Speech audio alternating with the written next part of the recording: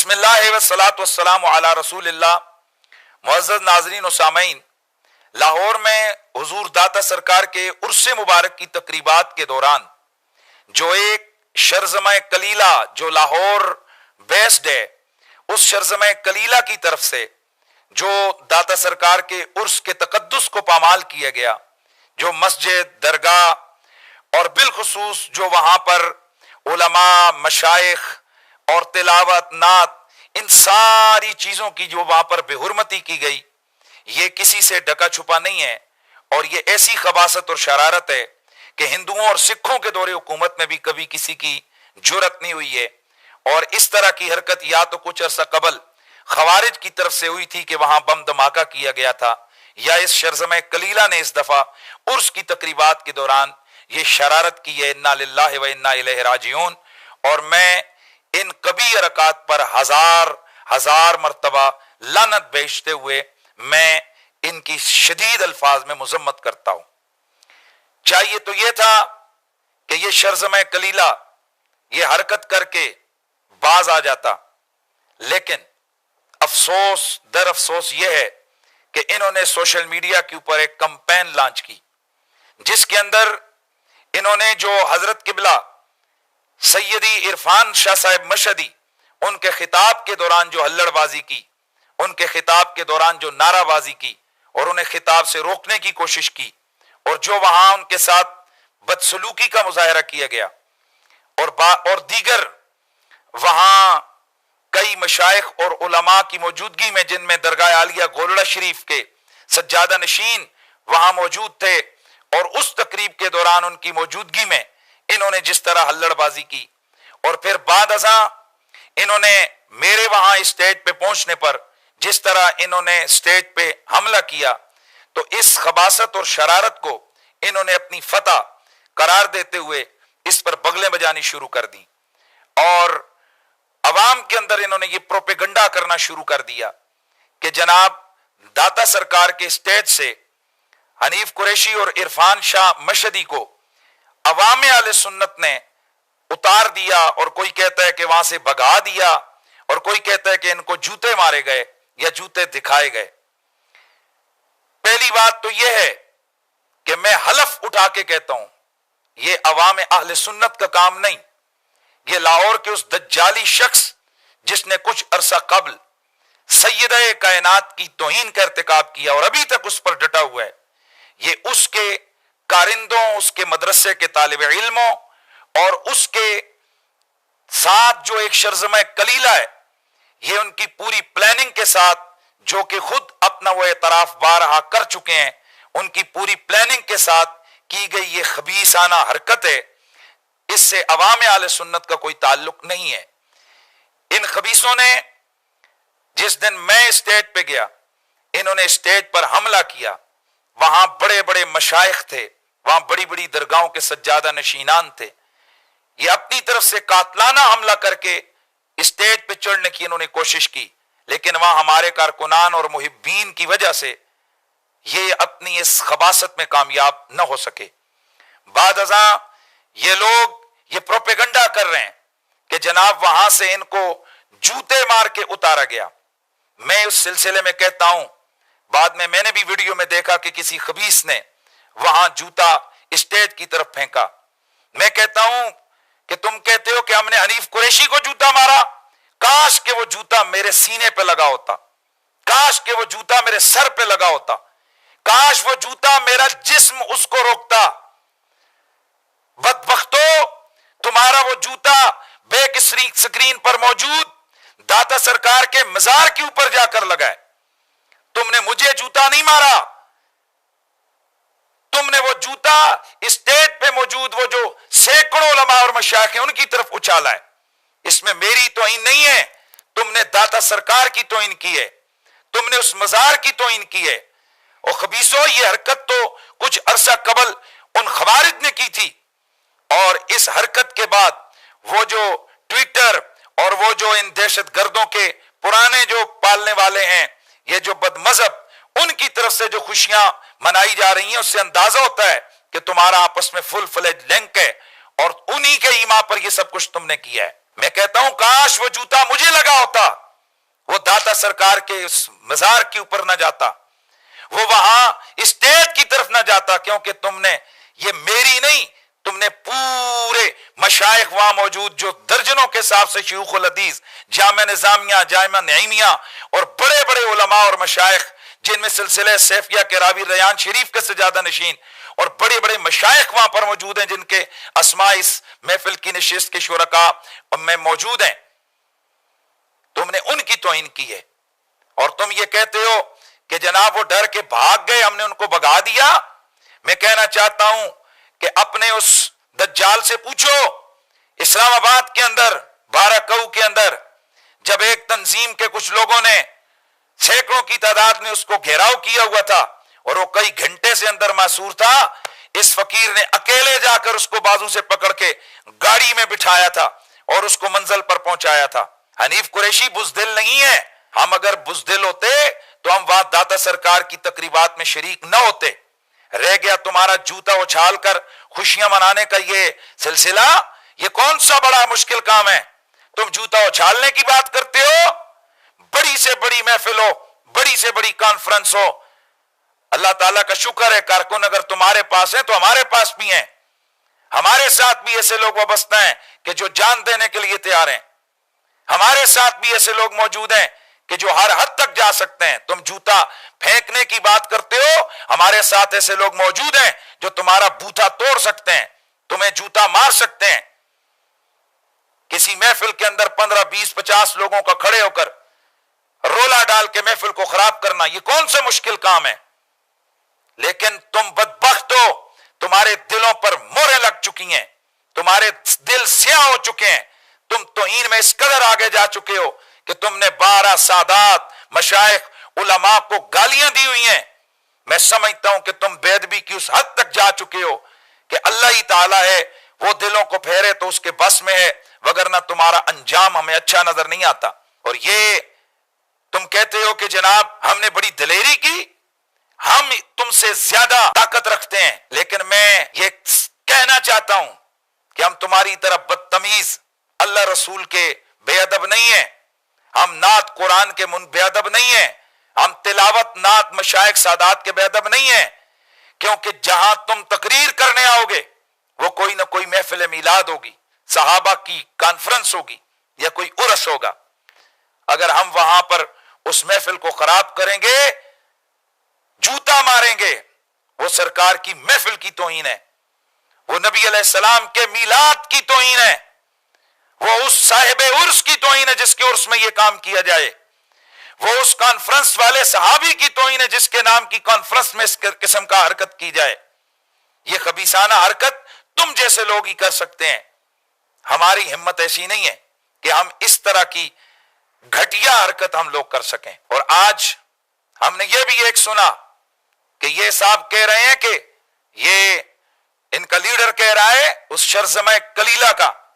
کہ جناب ہم جس کو دیں گے چٹ تو وہ سنی ہوگا, اور ہم جس کا فتویٰ ہم جس کے بارے میں کہیں گے دستخط میں کروں گا تو وہ سنی ہوگا. اور تجھے تو اپنی درگاہ, تجھے تو اپنے مرشد خانے نے بھکھی کا ابو جہل قرار دیا ہے, تو اوروں کو سنیت بانٹے گا؟ تجھے تو خود اہل سنت سے خارج قرار دیے گئے, تو اوروں کو سنیت بانٹے گا؟ اور جو لوگ یہ کہتے ہیں کہ یہ مسلک اہل سنت یا مسلک اعلی حضرت کا ٹھیکیدار ہے, میں ان سے یہ بھی کہنا چاہتا ہوں کہ اس شخص نے تو امیر المجاہدین کے خلاف ارتداد اور کفر کا فتویٰ دیا ہوا ہے, کیا یہاں پر بھی تم اس کے فتوے کی تائید کرو گے؟ اور سب سے افسوسناک بات یہ ہے کہ ان خبیثوں نے لبیک یا رسول اللہ کے نعرے کی آڑ میں یہ ساری خباثت کی ہے, اور اس نے ایک تیر کے ساتھ دو شکار کرنے کی کوشش کی. ایک طرف تو اس نے اپنا اندر کا گند ان لوگوں نے نکالا, اور دوسری طرف ان کے کارکن نعرہ لگاتے ہوئے لبیک یا رسول اللہ اور اس کے ساتھ ساتھ بابا جی زندہ باد کے نعرے لگا رہے تھے. اور یہ پری پلان تھا ان کا, تاکہ جس وقت باہر تاثر جائے تو لوگوں کو یہ پتا چلے کہ یہ ایک خاص سیاسی تحریک اور تنظیم کے لوگ ہیں کہ جن کے حوالے سے اس وقت ایجنسیوں میں, حکومت میں اور دیگر انٹرنیشنلی بہت سارے تحفظات پائے جا رہے ہیں. ان کی یہ کوشش تھی کہ ان کا یہ لیڈر ایک طرف یہ کہتا ہے کہ اس کو رہائی کر دو, اور دوسری طرف حرکتیں ایسی ہیں تاکہ یہ لوگ اور بدنام ہوں، اور ان کے قائد کے لیے اور دیگر سادات اور مشائخ جو اس وقت گرفتار ہیں ان کی گرائیوں کے لیے جو کوششیں ہو رہی ہیں وہ ساری کی ساری ان کو سبوتاج کر دیا جائے۔ یہ ڈبل گیم ان لوگوں نے کی ہے، اور مجھے افسوس ہے تحریک لبیک کے لاہور کے ان چند ایک ذمہ داروں سے پر کہ جنہوں نے ان کی ان خواستوں کو نہیں سمجھا، اور وہ جھٹ سے جناب آ گئے اور انہوں نے میسج چلایا کہ ہمارے کارکنان وٹ نکالتے ہیں۔ میں صرف ان لوگوں کے لیے کہتا ہوں کہ اگر تم اتنے ہی وٹ نکالنے والے ہوتے تو یہ تمہارے لاہور میں رہتا ہے، اس نے بابا جی کو کافر کہا ہے، اس نے تمہارے قائدین کی تکفیر کی ہے، اس نے تو ان کے خلاف وہ زہر اگلا ہوا ہے کہ علمان والحفیظ۔ میں تم سے پوچھنا چاہتا ہوں وٹ ابھی تک کیوں نہیں نکالیں؟ بہرحال تحریک لبیک کے مرکزی ذمہ داران میں سے سید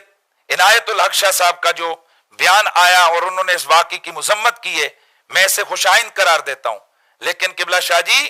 کاش کہ یہ جس دن پہلے دن لبیک کے نعرے کے ساتھ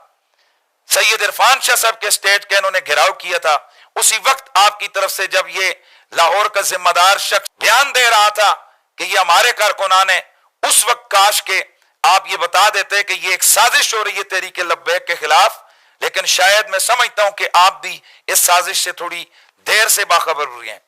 اور اس وقت دیکھ لیجئے کہ آپ یوٹیوب کے اوپر دیکھیے، یہ سارے کے سارے ہنگامے کی ذمہ داری انہوں نے تحریک لبیک کے کھاتے میں ڈالی ہے، اور یہ ان خبیثوں نے ایک تیر کے ساتھ دو شکار کھیلے ہیں۔ ایک طرف تو اپنا پرانا بغض تحریک لبیک پاکستان سے انہوں نے نکالا ہے، اور دوسرا انہوں نے اپنے ان مشائخ اور علماء کی بے ادبی اور توہین کی ہے، اور داتا صاحب کے عرس کی تقریبات کو پامال کیا ہے۔ یہ جو واقعہ لاہور کا ہوا ہے، اس واقعے کے بعد ان ویڈیوز کو مختلف ٹیگز لگا کر، مختلف لیبل لگا کر سب سے زیادہ جو لوگ وائرل کر رہے ہیں وہ بد مذہب ہیں، اور اس کی دلیل سب سے بڑی یہ کہ یہ ہمارا ایک اندرونی معاملہ تھا، لیکن اس کو ایک خاص انداز سے جو سپاہی یزید کے لوگ ہیں اور احسان الہی ظہیر صاحب کے بیٹے جو ہشام الہی ظہیر ہے، جو غیر مقلدین کے اس وقت سربراہ ہیں، ان کے آپ اکاؤنٹس دیکھیں کہ انہوں نے بھی جناب ان چیزوں کو ابھارا ہے اور ان کو ہائی لائٹ کر کے اس کو خوشیاں منائی ہیں۔ کیا یہ سمجھنے کے لیے کافی نہیں ہے کہ اس خطائی ٹولے کے پیچھے کون ہے اور کس کے ایما پر یہ سب کچھ کیا جا رہا ہے؟ یہ سب کچھ جو کچھ ہو رہا ہے اس کے پیچھے سعودیہ کے ریال بھی ہیں، اور اس کے پیچھے بہت کچھ ہے، اور انشاءاللہ وقت آنے پر یہ سب کچھ واضح ہو جائے گا۔ اور اگلی بات یہ ہے کہ یہ بڑے بغلے بجا رہے ہیں اور یہ ٹیگ لگا رہے ہیں کہ ہم نے جناب اسٹیج سے رافضیوں کو اتارا۔ میں سوال پوچھتا ہوں کہ رافضی کہتے کس کو ہیں؟ رافضی کی تعریف کیا ہے؟ رافضی تو دشمن صحابہ کو کہتے ہیں، رافضی تو گستاخان صحابہ کو کہتے ہیں۔ کیا اس عرفان شاہ کو تم رافضی قرار دے کر اسٹیج سے بے حرمتی کر کے ان کی تقریر میں لڑبازی کرتے ہو؟ ساری زندگی جس شخص نے نبی علیہ السلام کے صحابہ کی چوکٹ کی رکھوالی کی ہے، جو کل تک تو سنیوں کا شہنشاہ تھا، اور جس دن وہ اپنی دادی سیدۃ نساء العالمین کے دفاع پہ کھڑا ہوا وہ تمہیں رافضی نظر آنے لگا، اور مجھے تم رافضی کہتے ہو؟ اس شخص کو کہ جس نے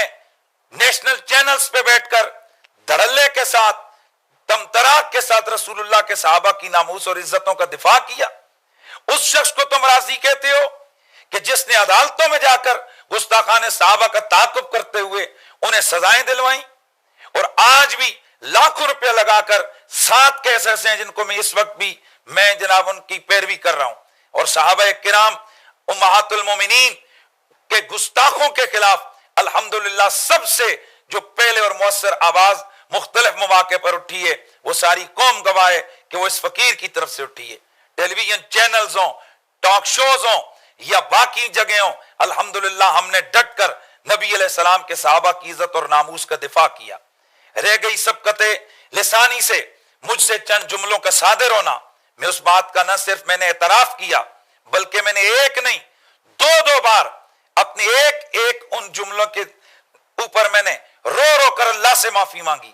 اور میں نے اگر میں چاہتا تو تعویل والی راہ پر چل کر میں مختلف ہیلے بانے کر عوام کو میں مخمصے میں ڈال سکتا تھا، لیکن میں نے اپنی اکڑ نہیں اختیار کی، میں نے اپنی اکڑ کو رسول اللہ کے صحابہ کی دہلیز پہ قربان کیا، اور میں جھک گیا نبی علیہ السلام کے صحابہ کے سامنے، اور میں نے جو مجھ سے وہ سبقت لسانی سے چند جملے ادا ہوئے تھے، میں نے ان کو اللہ کی بارگاہ میں رو رو کر ایک نہیں پوری قوم کے سامنے معافی مانگی۔ اور آج یہ کیا خدائی منصب آپ کے پاس آ گیا ہے کہ آپ جسے چاہیں اس کی خطا معاف ہو جائے اور جسے آپ نہ چاہیں تو وہ رافضی رہے؟ اگر یہی بات ہے کہ آپ یہ کہتے ہیں کہ معافی مانگنے کے بعد بھی آپ کے فتوے باقی ہیں، تو میں پھر کچھ چیزیں آپ کے سامنے رکھنا چاہتا ہوں۔ اگر ہماری توبہ قابل قبول نہیں، ہمارا رجوع قابل قبول نہیں، تو پھر میں پوچھوں گا امیر دعوت اسلامی حضرت قبلہ مولانا الیاس عطار قادری دامت برکاتکم العالیہ، گستاخ رسول کی قتل کے حوالے سے انہوں نے خلاف شریعت کچھ سٹیٹمنٹس انہوں نے دی، جس پر ان کے بعد میں علماء نے توجہ دلائی، اور ان کے مفتیان اعظام کے کہنے پر حضرت صاحب نے اپنی ان چیزوں سے توبہ کی اور رجوع کیا۔ بیانات عطاریہ اور کرامات سیدنا عثمان غنی، یہ دو کتابیں حضرت صاحب کی، حضرت قبلہ الیاس قادری دامت برکاتکم العالیہ کی، اس میں صحابی رسول حضرت سیدنا جیجہ غفاری رضی اللہ تعالی عنہ، جو میرے نبی کے پاک باز صحابہ میں ایک جلیل القدر صحابی ہیں، ان کے لیے بد نصیب اور خبیث النفس انسان، یہ جملے ان کے لیے لکھے گئے، اور دو کتابوں میں ان کو چھاپا گیا، اور ایک نہیں دو نہیں کئی ایڈیشنوں میں ہزاروں کی تعداد میں یہ کتابیں چھپیں، اور کئی سال تک اس صحابی رسول کے بارے میں یہ کبھی الفاظ وہاں پر موجود رہے۔ بعد ازاں جب ان کی توجہ دلائی گئی اور ان کی طرف سے ان کے مفتی نے وضاحت کی کہ چونکہ ہمیں علم نہیں تھا کہ یہ صحابی رسول ہیں، اس وجہ سے ان کے لیے یہ لفظ لکھے گئے ہیں، آئندہ کے بعد ہم اگلے ایڈیشنوں میں ان لفظوں کو نکال دیں گے۔ پھر حضرت مولا کائنات مولا علی پاک کرم اللہ تعالی وجہ الکریم کے جو خاصہ ہے کہ وہ رسول اللہ کے بھائی ہیں، اور دنیا اور آخرت میں حضور نے انہیں اپنے بھائی قرار دیا۔ اعلیٰ حضرت فاضل بریلوی نے اخی رسول اللہ ان کا لقب ذکر کیا۔ امیر دعوت اسلامی قبلہ نے آپ نے اپنی گفتگو کے دوران فرمایا کہ ہم مولا علی کو نبی علیہ السلام کا بھائی نہیں کہہ سکتے۔ بعد ازاں جب ان کی توجہ دلائی گئی کہ یہ صریح حدیث کا انکار ہے اور وضاحتاً اعلیٰ حضرت فاضل بریلوی کی تعلیمات کے خلاف ہے، تو انہوں نے بغیر کسی ہیل حجت کے انہوں نے اپنی بات سے رجوع کیا، اور انہوں نے اپنی زبان سے الفاظ ادا کیے کہ رسول اللہ کے بھائی حضرت مولا علی، اور یہ سب چیزیں آن دا ریکارڈ نیٹ پر موجود ہیں۔ اس کے علاوہ آپ جناب کی طرف سے اور آپ کے جو آگے نگران شورا ہیں مولانا جناب عمران صاحب، اور اس کے علاوہ دیگر جو لوگ ہیں، ان کی طرف سے وقتاً فوقتاً دوران گفتگو جو غیر شرعی جملے سرزد ہوئے، اس کئی مسائل کہ جو کسی وجہ سے بعد ازاں جن سے انہیں رجوع کرنا پڑا، یہ ایک پوری لسٹ ہے کہ انہوں نے اس سے رجوع کیا۔ حضرت قبلہ سید مظفر حسین شاہ صاحب ہمارے بہت جید مشہور خطیب ہیں، ان کی زبان سے حضرت صحابی رسول حضرت معاویہ رضی اللہ تعالی عنہ، ان کے حوالے سے غلط جملے ادا ہوئے، جس پر بعد ازاں انہوں نے اللہ کی حضور توبہ کی اور معافی مانگی۔ یوں ہی گزشتہ برس کراچی کے ایک مشہور مفتی عبدالعلیم، جس نے 1 گھنٹہ نبی علیہ السلام کی اہل بیت کی توہین کے اوپر گفتگو کی، حضرت سیدہ زینب کو ناشزہ عورت قرار دیا، حضرات حسنین کریمین کے خلاف وہ زبان استعمال کی کہ جو تاریخ کے اندر کبھی کسی سنی سے سرزد نہیں ہوئی تھی، حضرت مولا علی کی بارگاہ کے اندر اس نے صراحتاً توہین آمیز لہجہ اختیار کیا۔ اس کے باوجود اس کو لکھی ہوئی ایک عبارت دی گئی، اور اس نے اس کو پڑھا کہ یہ میں سے غلطی ہو گئی اور میں معافی مانگتا ہوں، تو اس کو بھی معافی کی چٹ دے دی گئی۔ اس کے علاوہ ڈاکٹر سلیمان مصباحی صاحب ایک خطاب کے دوران انہوں نے ایک صحابی رسول کے حوالے سے ہڈ حرام کے لفظ بولے، اور پھر اس پر انہوں نے رجوع کیا، توبہ کی اور معافی مانگی۔ راولپنڈی کے خطیب غفران سیالوی صاحب، انہوں نے اپنی گفتگو کے دوران نبی علیہ السلام کے خاندان کے حوالے سے غلط الفاظ استعمال کیے، اور بعد ازاں اس سے توبہ اور رجوع کیا۔ اور اسی طرح کئی ایسے بدبخت وہ ہیں کہ جنہوں نے خباثتیں اور شرارتیں کی ہوئی ہیں، لیکن ابھی تک وہ ڈٹے ہوئے ہیں ان چیزوں پر۔ لاہور کا وہ بدبخت انسان کہ جس نے امام علی مقام امام حسین علیہ السلام کو یزید کے مقابلے میں خطا پر کہا اور یزید کو حق پر کہا، اور اسی طرح معاذ اللہ ثم معاذ اللہ راول پنڈی کا ایک عمر فیض نامی ایک خطیب کہ جس نے پہلے صحیح احادیث مصطفیٰ کا انکار کیا، مولا علی کے خصائص کا انکار کیا، اور بعد ازاں یہاں تک کہہ دیا اپنی گفتگو میں کہ آل بیت گمراہ ہو سکتے ہیں۔ انا للہ و انا الیہ راجعون۔ اب میں پوچھنا چاہتا ہوں کہ اگر میرے سبقت لسانی سے نکلے ہوئے وہ جو جملے مجھ سے سرزد ہوئے ان کو دلیل بنا کر اگر مجھے رافضی کہا جا رہا ہے، تو پھر بتائیے یہ جو بڑے بڑے لوگ ہیں ان کی توبہ کس دلیل سے آپ قبول کر رہے ہیں؟ کیا ان کو بھی ہم گستاخ صحابہ کہنا شروع کر دیں؟ کیا ہم ان کو بھی نبی علیہ السلام کی ناموس کا غدار کہنا شروع کر دیں؟ کیا ان کے لیے بھی آپ وہی رویہ رکھیں گے جو ہمارے لیے؟ آخر وجہ کیا ہے؟ یہ رافضی اور یہ ناسبی کیوں نہیں ہے؟ کیا خدائی منصب آپ لوگوں کے پاس ہے کہ آپ جس کو چاہیں اسے معافی ملے اور آپ جسے چاہیں اسے معافی نہ ملے؟ یہ کون سی شریعت ہے؟ یہ کون سا دستور ہے؟ میں اگر چاہتا تو میں اپنے کلام کے اندر تعویل کر سکتا، لیکن میں نہیں اکڑا۔ اور دوسری طرف ایک ایسا شخص ہے کہ جس نے صراحتاً سیدہ کائنات کے بارگاہ میں وہ جملے ادا کیے کہ اس کے اپنے آستانے سے اپنے اساتذہ، اپنے شیوخ، پورے ملک بلکہ پوری دنیا سے لوگوں نے کہا کہ اپنے الفاظ واپس لو اور اپنے ان ادا کیے ہوئے جملوں سے اللہ کی حضور معافی مانگو۔ لیکن وہ شخص نہ صرف اکڑا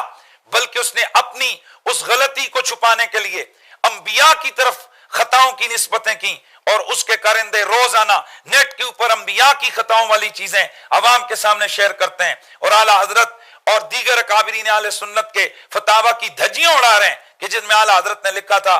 کہ بغیر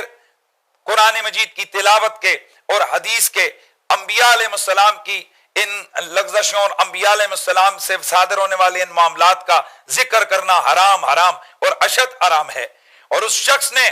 اپنے اس گناہ کو چھپانے کے لیے جو اس نے امکان اور وقوع کی ایک لا یعنی باز کر کے ہر امکان کو وقوع مستلزمے کا ایک لا یعنی ضابطہ قائم کیا۔ اہل علم جانتے ہیں کہ اس کی وجہ سے لاکھوں نہیں بلکہ پوری امت مسلمہ کی تکفیر لازم آتی ہے۔ ایسا شخص کہ جس نے پہلی دفعہ کائنات کے اندر ایسے سیغے سیدہ کائنات کے لیے استعمال کیے جو پوری تاریخ انسان اسلامی میں کسی کی جرت نہیں ہو سکی کہ وہ سیدہ کے بارے میں استعمال کرے، وہ شخص تو اپنے آپ کو فکر رضا کا ٹھیکیدار سمجھے، اور آپ لوگ بھی اس کے لیے یہ کہیں، اور جو فکر رضا کے پہرے دار بن کر ایک زمانے سے اپنے مسلک کی پہرے داری کریں، دین کے لیے کام کریں، صحابہ کی عزت اور ناموس کے لیے کوشاں رہیں، وہ تمہیں رافضی نظر آتے ہیں؟ یہاں کہا جاتا ہے جی کہ حضرت قبلہ سید عرفان شاہ صاحب کے خلاف بریلی شریف سے کچھ مفتیوں نے فتویٰ دیا ہے، تو میں یہاں بھی اطلاع عرض کرتا چلوں کہ بریلی شریف سے کچھ عرصہ قبل حضور تاج الشریعہ کی طرف سے اور دیگر مفتیان اعظام کی طرف سے دعوت اسلامی کے خلاف بھی فتویٰ آیا تھا، اور ان کے فتوے میں واضح موجود تھا کہ یہ مسلک اعلیٰ حضرت کے باغی ہیں۔ تو کیا اس فتوے کو سامنے رکھ کر آج یہ فتنہ کھڑا کر دیا جائے کہ بریلی کا فتویٰ وہاں سے آئے؟ وہاں یہ تعویل کی جاتی ہے کہ بریلی شریف سے وہ جو فتویٰ لیا گیا وہ حقائق ان کے سامنے بیان نہیں کیے گئے۔ تو ہم پوچھنا چاہتے ہیں کیا سیدی عرفان شاہ صاحب کے بارے میں جو فتویٰ لیا گیا کیا وہاں تمام تقاضے پورے کیے گئے؟ اور پھر میں پوچھنا چاہتا ہوں اس طرح کہ فلاں کا فتویٰ ہے فلاں گمراہ ہے، فلاں کا فتویٰ ہے فلاں رافضی ہے، فلاں کا فتویٰ ہے فلاں ناسبی ہے، تو پھر میں بھی آپ کو ایک فتویٰ سناتا ہوں۔ اسی گروہ جس نے یہ شرارت شروع کی ہے، اسی گروہ کے بڑے ڈاکٹر جلالی نے علامہ خادم حسین رضوی امیر المجاہدین کو مرتد قرار دیا، علامہ پیر افضل قادری دامت برکاتہم العالیہ ان کے لیے تکفیر کی، اور ایک نہیں موجود ہے سب کچھ نیٹ کے اوپر، بار بار ان کی تکفیر کی، ان کے جنازوں کی شرکت کو ناجائز قرار دیا۔ اس کے علاوہ مجھے بتائیے کہ کیا 20 علماء ایسے پاکستان میں موجود نہیں ہیں کہ جن کے خلاف کسی نہ کسی مفتی نے فتویٰ دیا؟ یہ جو خود ڈاکٹر جلالی ہے، کیا اس کے خلاف دنیا بھر سے علماء اور مشائخ کی طرف سے فتوے نہیں آئے؟ بڑی بڑی دینی درسگاہوں سے اور بڑے بڑے آستانوں سے اس کے خلاف اعلان تعالیٰ تعلق ہی نہیں ہوا؟ کیا اس کی گمراہی کا قول نہیں کیا گیا؟ کیا بڑے بڑے علماء اور مشائخ نے اس کے خلاف دیے گئے فتوے کے اوپر دستخط نہیں کیے؟ وہاں پر کیا تعویل آپ کریں گے؟ میں پوچھنا چاہتا ہوں ان لوگوں سے کہ جو کہتے ہیں فتویٰ آ گیا، تو پھر ڈاکٹر جلالی نے امیر المجاہدین کی تکفیر کی ہے، کل اگر ان کی جماعت کے کسی بندے کو کوئی اسٹیج سے روک دے کہ یہ اس جماعت کے لوگ ہیں کہ جن کے قائد کے اوپر کفر کا فتویٰ ہے، یا پیر عبد القادری صاحب کے ماننے والوں کے لیے کوئی یہی انداز اختیار کرے، تو بتائیں یہ بات کہاں تک چلی جائے گی؟ کیا ان کو بھی اس چیز کی اجازت دی جائے گی؟ اور سب سے عام ترین بات جو میں عرض کرنا چاہتا ہوں وہ یہ ہے کہ پوچھا جاتا ہے کہ بھی قریشی صاحب نے اگر کیا کچھ نہیں تو ان کے بارے میں یہ کیوں یہ جو نا شور ڈالا جاتا ہے؟ میں وجہ بتاتا ہوں۔ اس کی وجہ یہ ہے کہ حنیف قریشی علی علی کرتا ہے، وہ رسول اللہ کی آل بیت کی عظمتوں کی پہرے داری کرتا ہے۔ جو کوئی بدبخت و بدباطن نبی علیہ السلام کی آل بیت اور سادات والا مرتبت کے خلاف زبان درازی کرتا ہے، یہ فقیر سب سے پہلے اس کے لتے لیتا ہے، اس کو جناب پکڑتا ہے۔ اس وجہ سے اور کوئی طریقہ نہیں ہے کہ آل بیت اطہار کو کھل کھلا کر یہ لوگ برا بلا کہیں، یہ ان کے نام لینے والوں کے اوپر فتوے لگاتے ہیں تاکہ جناب یہ لوگ اس چیز سے باز آ جائیں۔ کئی لوگ کہتے ہیں اگر تم نے کچھ کیا نہیں تو تم پہ رافضیت کے فتوے کیوں لگتے ہیں؟ میں پوچھنا چاہتا ہوں، آپ بتائیے امام احمد بن حنبل پہ رافضیت کا فتویٰ کیوں لگا تھا؟ کیا وہ ان کے اندر کچھ خرابی تھی؟ حضرت امام جلال الدین سیوطی پہ فتویٰ کیوں لگا؟ حضرت محی الدین ابن عربی کی تکفیر کیوں کی گئی؟ میں پوچھنا چاہتا ہوں کہ حضرت امام اعظم ابو حنیفہ کو شیعہ اور رافضی اور مرجعی کیوں قرار دیا گیا؟ میں پوچھنا چاہتا ہوں کہ حضرت امام شافعی کو وہ ساری زندگی اس بات کا گلہ اپنے کلام میں کرتے رہے، اپنی تحریروں میں کرتے رہے کہ انہیں رافضی قرار دیا جاتا رہا۔ اس کی وجہ کیا تھی؟ ان کے اوپر حب آل بیت کا غلبہ تھا، وہ چلتے پھرتے اٹھتے بیٹھتے آل بیت کی مدح سرائی کرتے تھے، اور یہ چیز یزیدیوں کو اچھی نہیں لگتی تھی، اور اس کا حل یہ وہ نکالتے تھے، کہتے تھے یہ رافضی ہو گیا ہے۔ اور پھر میں پوچھنا چاہتا ہوں کہ کیا اسی شام الہی ظہیر کے والد احسان الہی ظہیر نے اپنی کتاب میں اعلیٰ حضرت فاضل بریلوی کو رافضی نہیں قرار دیا، شیعہ نہیں قرار دیا؟ کیا پیر مہر علی شاہ صاحب کے خلاف اس وقت کے جو غیر مقلدین علماء تھے انہوں نے شیعیت اور رافضیت کا فتویٰ نہیں دیا تھا؟ کیا اور تھوڑے لوگ ہیں اہل سنت کے اکابرین جن پر صرف اس وجہ سے فتویٰ لگا کہ وہ کہتے تھے تیری نسل پاک میں بچہ بچہ نور کا؟ تو یہ جن لوگوں کے دماغوں میں یہ بات الجھی ہوئی ہے وہ جی کچھ تو کیا ہوگا کہ ان پہ فتوے لگتے ہیں۔ میں پوچھتا ہوں کہ اعلیٰ حضرت نے کیا کیا تھا کہ ان کے اوپر یہ فتوے لگے؟ پیر مہر علی شاہ صاحب نے کیا کیا؟ یہ لوگ تو ساری زندگی دیوار بن کر کھڑے رہے دشمنان صحابہ کے سامنے سینہ تان کے حضور کے صحابہ کے دفاع میں۔ تو پھر بتائیے یہ بڑے بڑے اکابرین کے اوپر ایسا کیوں سلسلہ روا رکھا گیا؟ اور آج سادات والا مرتبت کی جو دل آزاریاں ہو رہی ہیں، اور بالخصوص اس ٹولے کے سربراہ کی طرف سے جو لاکھوں سادات کے دل دکھے ہوئے ہیں، میں سمجھتا ہوں کہ سب سے بڑی بغاوت اعلیٰ حضرت کے مسلک سے تو یہ ہے۔ اعلیٰ حضرت فاضل بریلوی رحمت اللہ تعالی علیہ، آپ فتاوی رضویہ شریف کے اندر بڑا واضح طور پر انہوں نے فتویٰ دیا ہوا ہے، اور میں پوچھنا چاہتا ہوں کہ کیا مرضی کے اعلیٰ حضرت آپ کو قبول ہے؟